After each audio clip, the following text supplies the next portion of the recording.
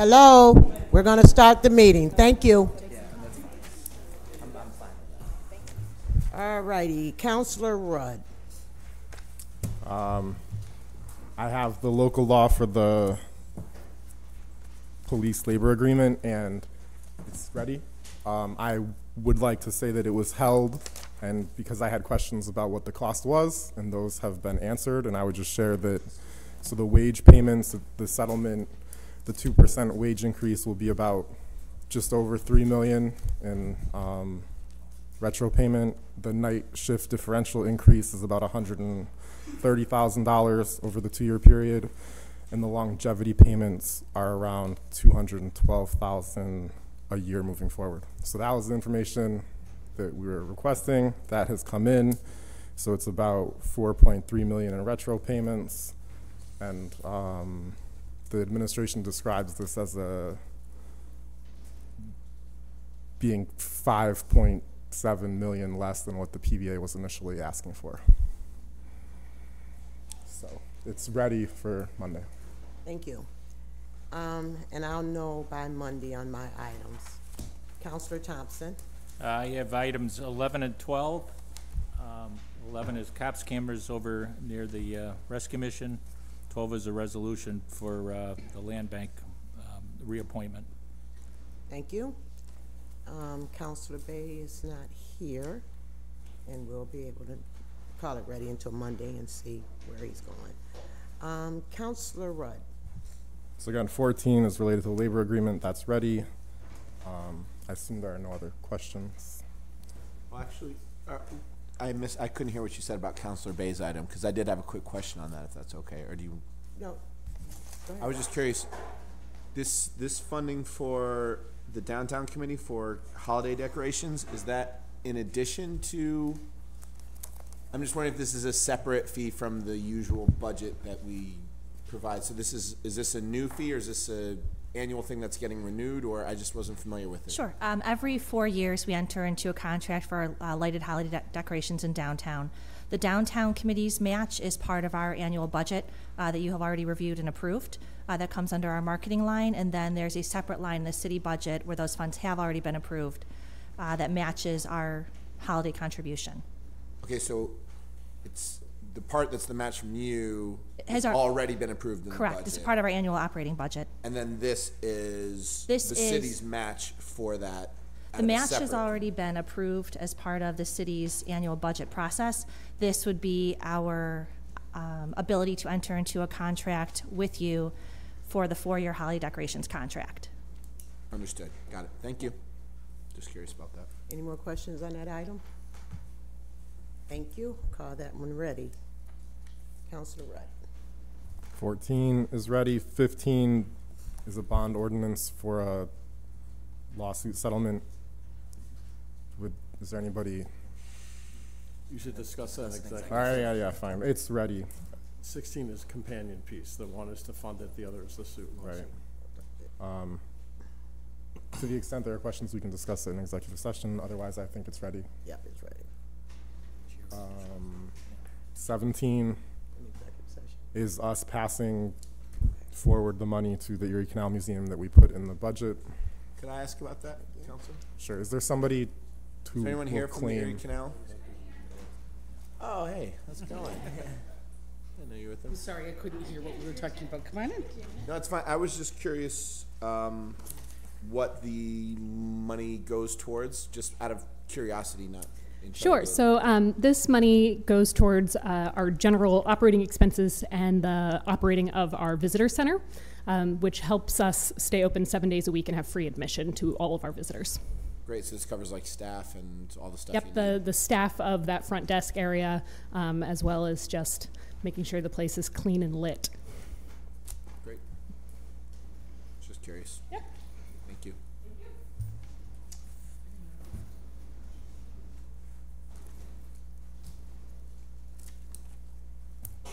18 is just correcting the tax rolls, excuse me. Are there any questions on that? Okay. 19, is there somebody who could speak to 19, or is that also an executive session? That doesn't need to go into an executive session. So this is for software for the law department to better manage the cases that flow in and through the department, to better manage our resources and be able to track. We could use an improvement in terms of the software side of things. So it's a one-time cost? One-time cost. There will be some maintenance costs in the future after the first year that are much lower than this. Any other questions? And that takes all of everything out of law and it computerizes it? Yep, so every lawsuit, every contract that we look at, every matter that we handle, we'll be able to track and, manage the workflow. It's something that's commonly used in law firms, and it will enable us to just, instead of having things on spreadsheets, will just be a better workflow management for us. And just one quickie, so everything you're doing now, if you had to go in the files and pull it, you're pulling by paper? Or searching through a shared drive on the computer system. It's not as efficient as we could be.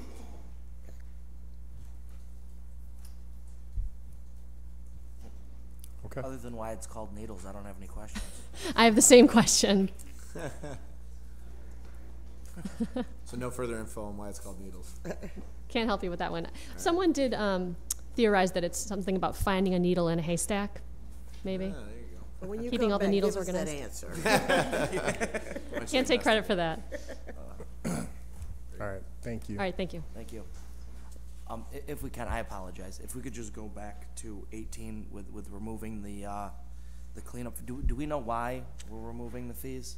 I mean, was it that we actually didn't clean up, or that it was a mistake? I just... It came from codes, so it just said remove the charge. So due to whether they weren't given proper notice, Okay. I'm assuming, Okay. but All right. Thought I saw Ken, but I He's right in the back, yeah. don't. Is he? Go ahead. Do you know why, Ken? You're trying to hide. You're trying to hide. I'd have to look exactly into 412 Nottingham, but similar to what Ms. Gallagher said, it would be, It was in the letter. this one was not properly notified. But there's various reasons why we would pull those. They disagree, they bring in proof that they did it, or there's countless reasons why we would change it, but obviously that one was not notified. Thank you. Thank you. 20 is a resolution to appoint Stephen Case to the Land Bank Citizen Advisory Board.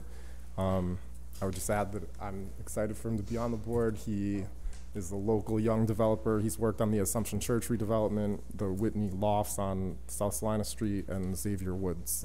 And he's kind of teaches this stuff to the students at the Whitman School up at SU. So I think he'll be have a great perspective to bring to the Land Bank. Thank you. Councilor Green. Thank you, Madam President. Item number 21 is ready, unless there's other questions.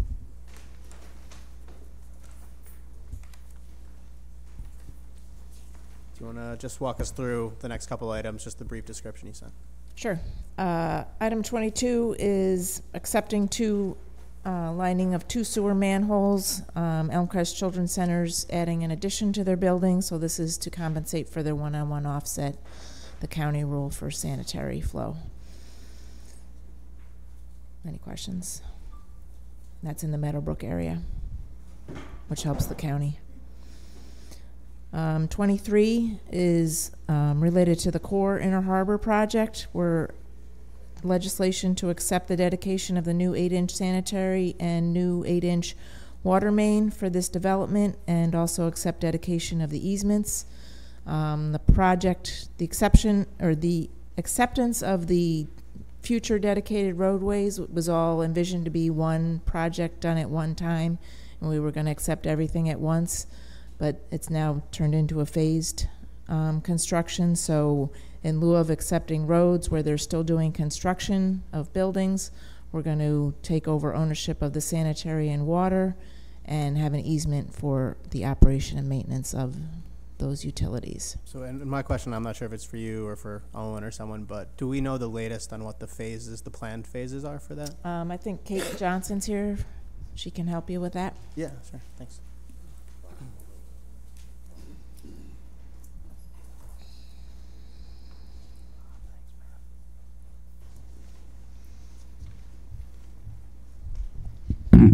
Good morning. I'm Kate Johnson. I'm the CEO at Core Development.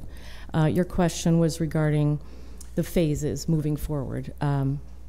So right now we're in the middle or almost finished with a 112-unit apartment building. And I'm going to show you this and then turn it around for the audience, if that's helpful. But I'd like you folks to see it first. We are building these two buildings right here. And so that we're looking at dedicating sewers, and this is the new roadway that you're seeing in here. So we're looking to, as the engineer said, we're looking to do a sewer and water in advance of dedicating the road, so they would be public sewer and water. So the first phase is this building. We would follow with this building, 4A, which is a condominium building. And this building here is either apartments or senior apartments. So what we're trying to do is finish this block. That would be, so these would follow in the next, this is under design, follow in the next 3 years, and this would be right after it. Then what we'd like to do is flip to the north and construct, these are sister buildings, they would be similar. And the idea is when these are leased up, as soon, we'd start going to the north. Same thing here, right now that's condominiums. The theory is you don't want to build them all at once because if they don't sell or take off, and also it would be able to have road infrastructure, et cetera, here, finish, clean up the block, all done, and then move to the north. And now I'm going to turn around for the audience if you don't, unless you have a question. So you have the two buildings and the one condominium up now? Nope, sorry. We have these two buildings up. We are trying to occupancy October 1st for these buildings. This is not up. This is under design, and our goal is to start construction of that this spring, 2019. So now that those are rental now. These are rental. Is the condos going to be sale? That's our plan right now, correct. And could you tell me, I mean, I know you haven't even started yet, but do you have an end date for everything? We'd like to be done with all of this, including the north, in 10 years. So my theory is everything takes longer than you want it to, as has been evidenced thus far. So we'd like to finish this up, I'd say 3 years, so let's make that 4, because it always takes longer. And then we'd move here 3 to 4 years, finish this. So, under perfect circumstances, it would be sooner than 10 years. And then one more question, yes. And I'm done.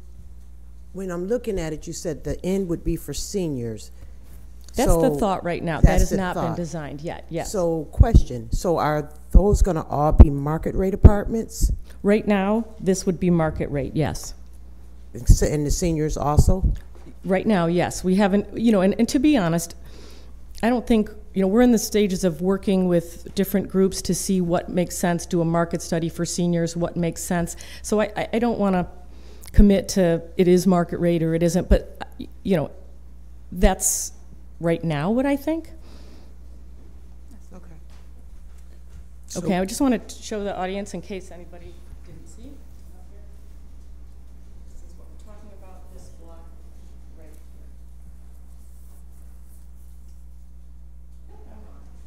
here.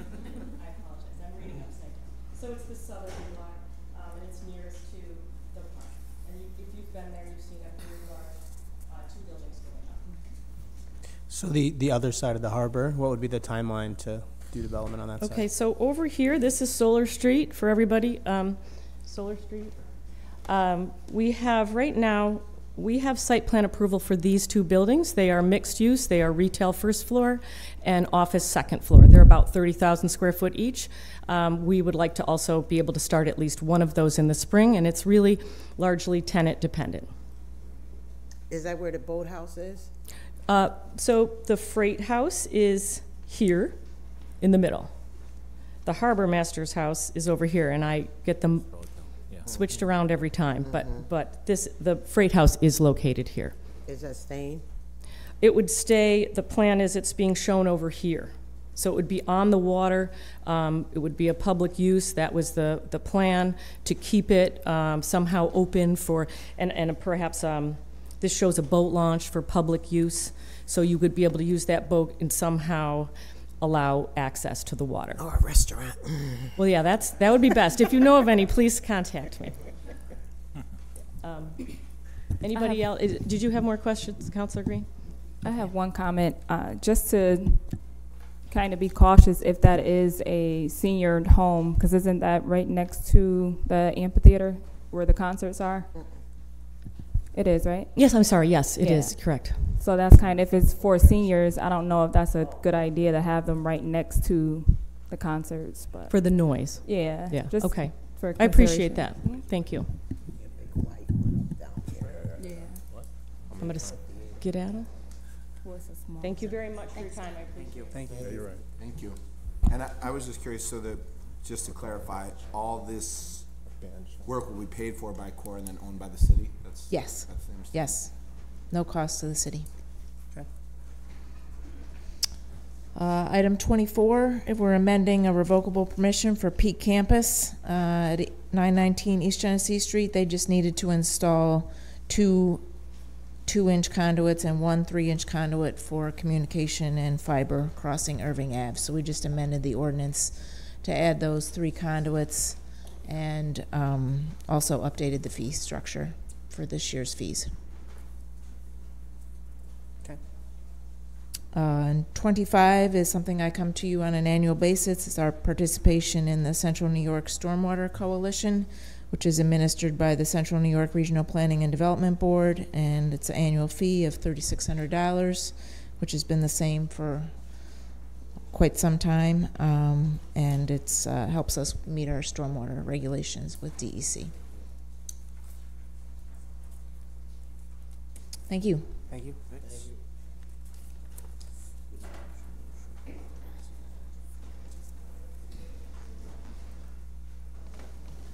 Good afternoon. Item 26 is accepting and maintaining ownership of 700 feet of water main that the county will install. As part of their project, they installed a bioretention area, and it was discovered there was leaking water main. So they have been nice enough to take ownership of that for the time being and replace that at their cost, except for the materials, which would be approximately $15,000 for the 8-inch pipe. It's an 8-inch main. So that will definitely benefit the system, and will abandon the existing leaking main at the same time. Is that off Thurber or is that off Salina Street? Let's see, it is intersection of Roney and Smith. Could not tell you offhand. I think that's back there I don't behind have the map. Salina Street, behind those apartments. Intersection of Roney Lane and Smith Lane. I can certainly find out for you. Because I'm trying to figure out what's back there that you would have to put all that piping behind there, but okay, I can go. Part of the Save the Rain project with the county. And what, can you tell them, like, ballpark what we're saving on the installation cost? Oh, absolutely. I'm just curious. Sure. It's approximately $250 a foot. Oh, wow. So 700 feet, so you're talking well over $1 million, definitely. So for the cost of the $15,000 material, so it obviously benefits the system. It's an older part of the water system also. There you go. So we have some nice new main. Excellent. Item 27 is permission to enter into a contract with American Leak Detection from New Haven, Connecticut. The committee did approve American Leak, and they will assist the water department employees in detecting, pinpointing leaks within the system. They have specialized equipment and experience to do that. That's what they do full time. So that's what that will assist the department. Question. Is that every time we have a leak, or is a certain amount we can contract with them, or is it the dollar amount? Once that's up, we're done for the year? Well, from past experience, we've utilized the leak contract approximately 30 days a year, because a lot of leaks we can find in-house. We have some locators, we have some experienced personnel, but some of them are just too vague to really pinpoint. So that's when we'll actually call, make a time for them to come in and help really pinpoint it. We don't want to keep digging up mains or streets and, oh no, shoot, it's over there 10 feet. So that's what, when we're in question, we So definitely that's take based advantage. off that 30?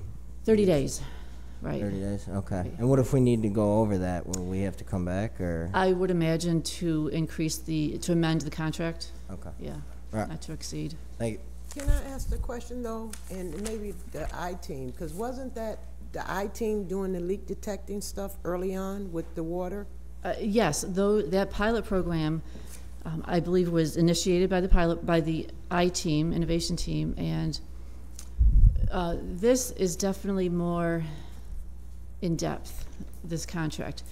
Some of our mains go 18 feet underground, so we won't have sensors every 20 feet for 500 miles. The sensors were definitely in a specific location if we suspected a leak. But again, there were limitations of those sensors. There were pros and cons, but this professional contract really pinpoints it within inches. Absolutely. So. Not to be too much of a stickler on numbers, but for 26, if you do 250 per square foot times 700 feet, it's $175,000, not over $1 million. So it's fine. It's still great. Okay. Plus restoration. I mean, sorry. That was installation, but restoration also is a very large cost for that. Yes. Item 28 is permission to apply for a grant from the EFC. The Beach Street location, which is our water shop, I'm not sure if you're aware of that. We have a pumping station in the basement of our facility. It's leaking. It's from the 40s. It's a constant speed pump. It's not efficient. So we had an engineering company do an analysis, and we're going to put in a variable pump, frequency pump, which will improve efficiency and provide constant backup if there's any electrical issues.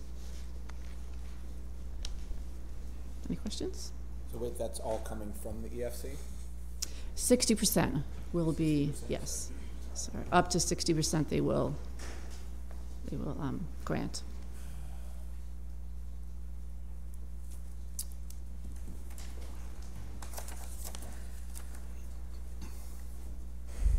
Good afternoon, councilors. I can address item 29. It's an application to National Grid's Energy Efficiency Rebate Program to claim a $70,000 rebate associated with our lighting upgrade going on at DPW. Any questions? Do we have any more of these planned in the future? Any other facilities that are ripe for this? We have actually done almost all of our facilities with LED lighting inside and outside. We have Meacham Rink left to do, and that is on the schedule for this fall. And we're also looking at the exterior lighting on City Hall, and the Sunnycrest Ice Rink is also on our radar.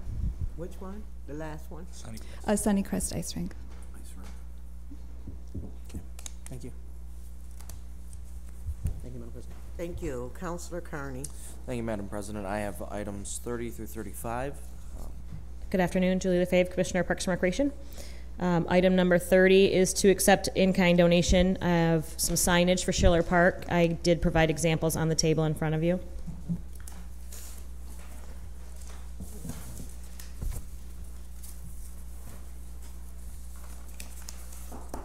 These have not been approved, so if there's any changes to be made, they still can be made. Any questions? Looks great. My puppy's going to love it. Okay. Item number 31 is to enter into agreement with National Center for Safety Initiatives in order for us to continue to run background checks on anybody working with our vulnerable populations. And is this the company we've used in years past? Yes. And we haven't had any issues No. with them? Okay. All right. Item number 32 is to amend. Do you want to speak on that? Yeah, we're gonna withdraw that item. Oh, okay. Item number 33 is to amend an ordinance to include exercise equipment for a few parks as detailed on the handout.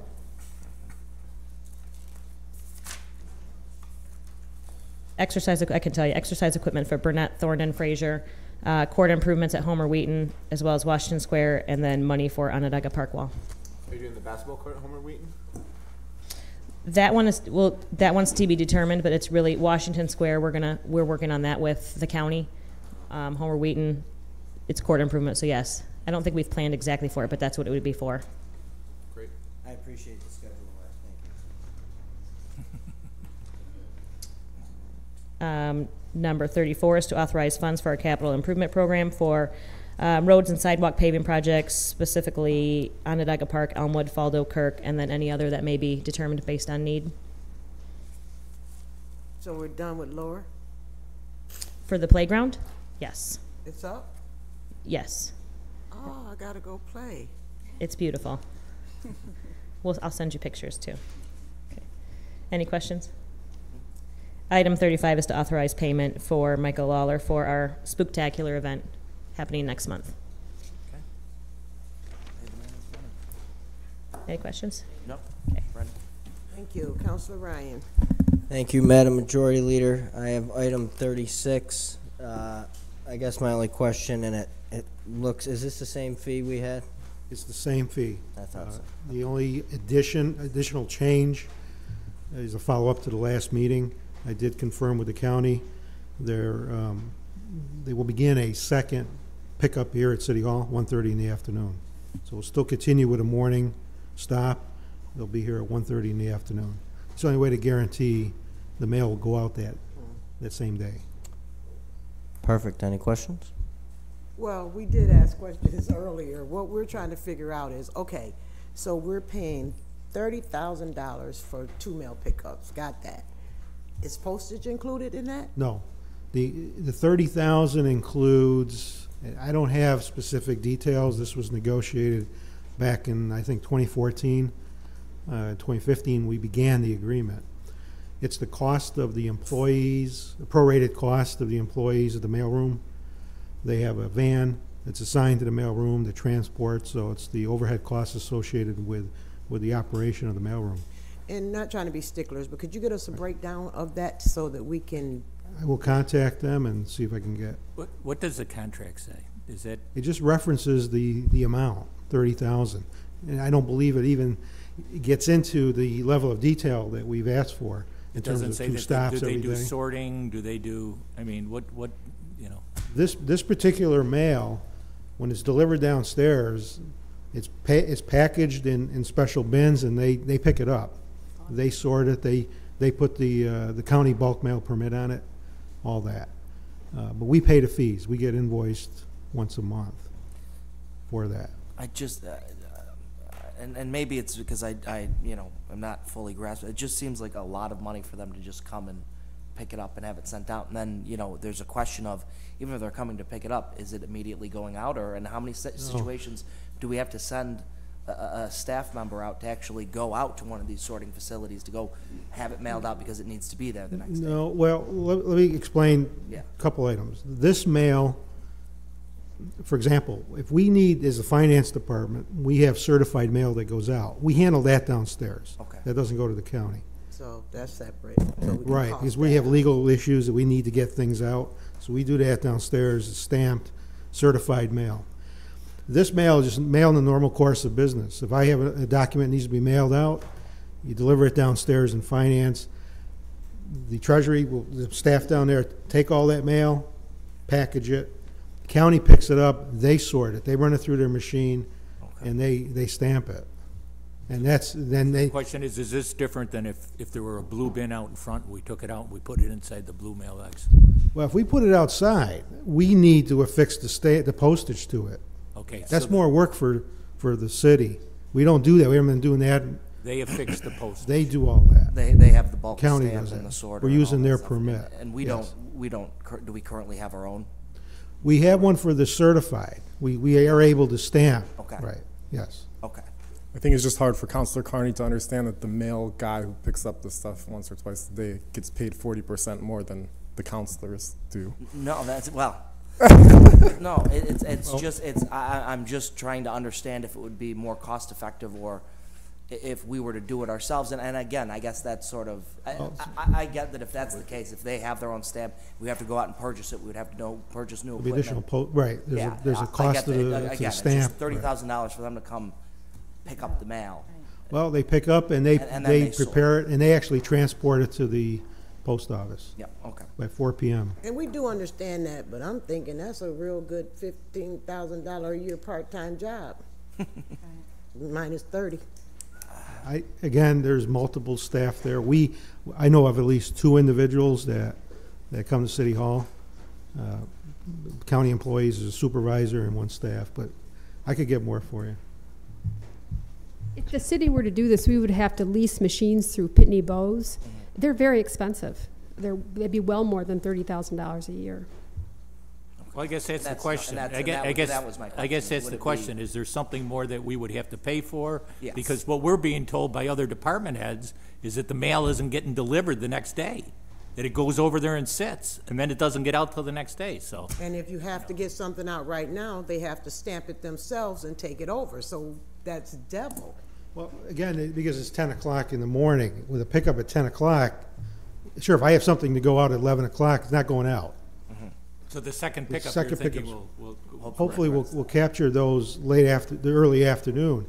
Again, 2 p.m. is what the county departments are subjected to as far as a cutoff.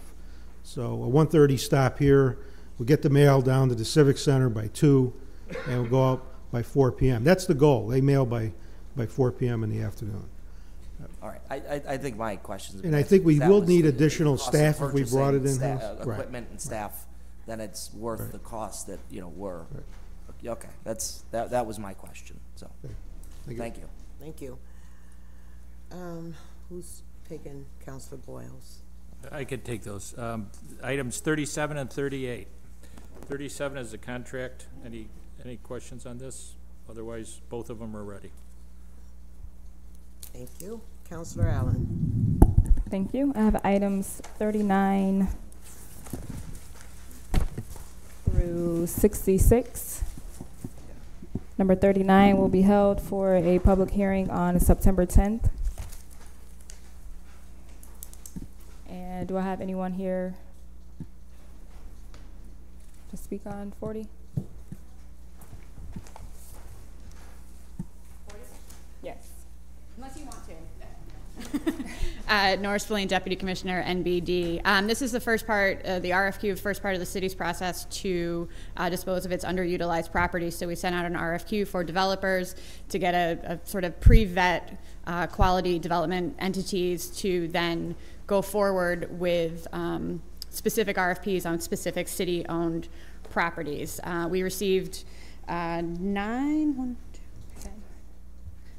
10 responses to the RFQ. 3 were deemed eligible based on the requirements in the RFQ, and these are the 3 here listed. The other 7 were of varying completeness, and they'll all be notified when we do go out to RFP specific properties. Those folks that did accept that are qualified under the RFQ will be exempt from certain requirements of the RFP, having already completed them as part of the RFQ process. Councilor Hudson was also on the RFQ committee. If you have other questions, be happy to talk about them. What were some of the projects, the specific projects? There were no specific projects. It was purely vetting their qualifications for mixed-use projects, vacant land, historic redevelopment, sort of the gamut of projects we hope to see accomplished with city-owned and controlled properties as we look to dispose of them and put them back onto the tax rolls.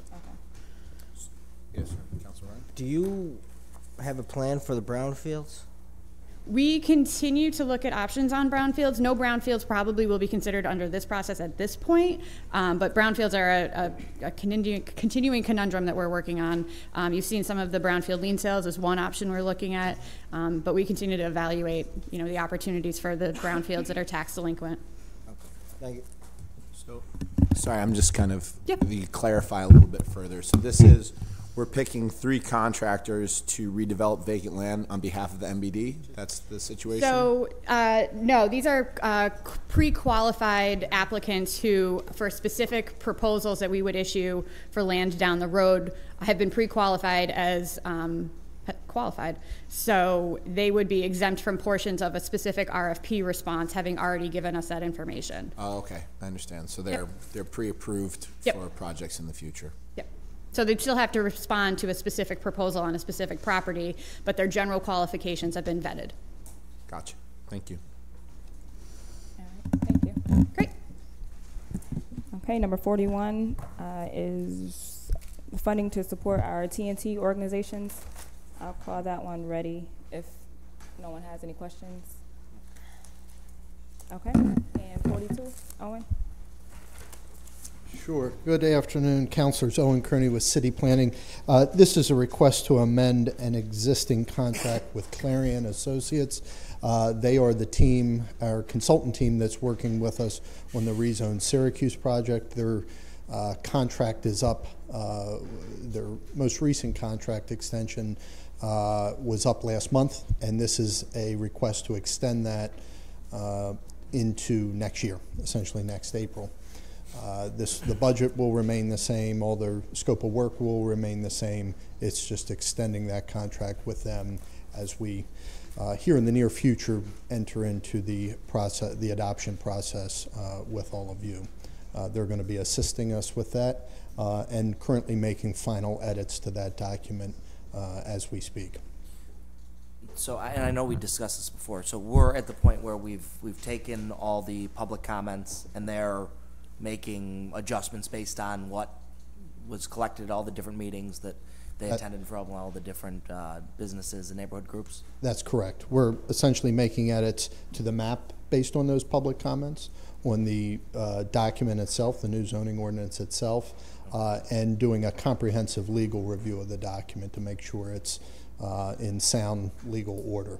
So that's essentially been happening really over the past couple months, and really probably for about another month, and then begin the adoption process next month. Okay. All right. Thank you. Thank you, Any Councilor. chance you're deleting the parking requirements? We are looking closely and making some adjustments to the parking requirements. And are there going to be areas that's now zoned for like small businesses? Are they changing zoning in some of those areas? We are looking at that. Some areas we heard where we should pull that back a little bit. Some neighborhoods said it's too much, and others, and we've made amendments or are making amendments based on that. But we also heard from other neighborhoods that either appreciate or maybe want to see more of that. So really the adjustments we're making are 95% driven by those public comments and frankly working with all of you on that. Thank you. Thanks. Thank you. Okay, item 43. Good afternoon, councilors. How are you? Good. How are you? Hi. Good. I have item number 43. The applicant is requesting permission for a canvas awning canopy over the door sign, which will encroach 6 feet into the 50307 West Scott Street right away. Oh, this is Munjid's. Okay. Okay. And item number 44, the applicant is requesting permission for a minor encroachment to install a 4-foot chain link fence that would encroach 6 inches into the 220-222 Kellogg Street right away. This is a private residence or is a business? This is I believe it's a private. Oh, okay. But I will double check and make sure. Okay. Okay. And then item number 45 is permission for the applicant to encroach a New York State lottery-led cabinet sign that will encroach 7 feet into the Erie Boulevard West Street right-of-way at 620 Erie Boulevard West. Who is the applicant on that? Erie Place Associates. Good question. I do not have that information on my sheet. Is that at Fast Track? Is that Fast Track, or is that, and is it on a sign, or is it what? It's a New York State lottery-led illumination. One of the dealerships, right? For the lottery? Yeah, that's what I'm saying. Gotta be in here. I guess they're asking who the LLC is. Yeah. Who is it? Yes. Erie Place Associates? I don't have that information on my sheet.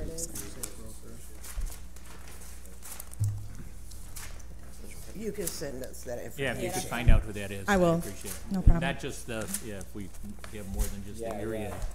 Okay, no problem. Yeah, so once you Thank you. find out the business, just let us know. Okay, no problem. All Thank right, you. Thank you. Yep. Okay, item 46. 20 Erie Good afternoon, councilors. Item 46 is the recommended dedication of 1125 Butternut Street, and this is to, it's one of the conditions to help the project that Housing Visions is doing on Butternut Street move forward. The fire department needed access, and this piece of land was necessary to widen Grassman Avenue. Okay. Grassman Avenue, which is the side street there.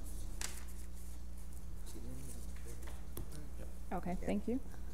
You have 47, 48, and 49 as well? 47 is a special permit at West Willow Street. This is the National Grid parking lot, and that needed a special permit, and they granted a waiver of landscape treatment requirements.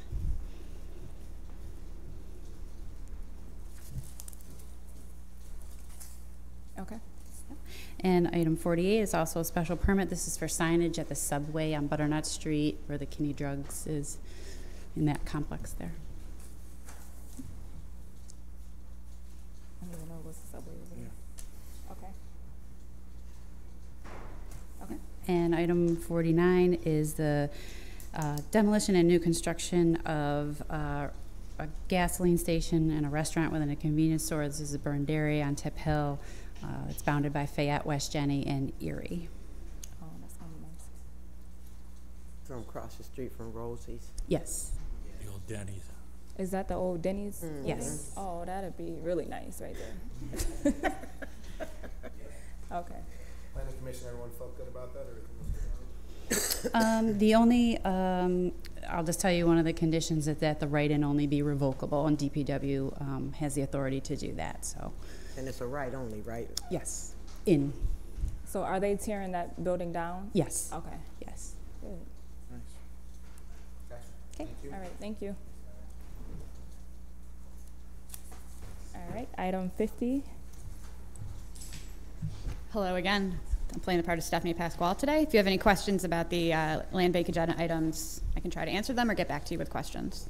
They are all rental occupied properties. Okay, so I'm gonna hold 55 and 59. Okay. Just wanna talk to them first. Can you hold 58 for me, please? 58? And if we could just hold 52 for one more meeting as well, please. Is there any additional information you guys need on any of those? I don't think so. We were handed out. Okay. a lot of Okay, the so, info here, so just to be clear, 52, 55, 58, and 59 will hold. Yep. Great. Thank you. Thank you. And that's all. Thank you. Councilor Driscoll. Thank you, Madam President. Just want to have a resolution to appoint James Monto for the land bank. That item is ready. Thank you. Can I have a motion to adjourn? So moved. Second? All in favor? Aye. Thank you. We're adjourned.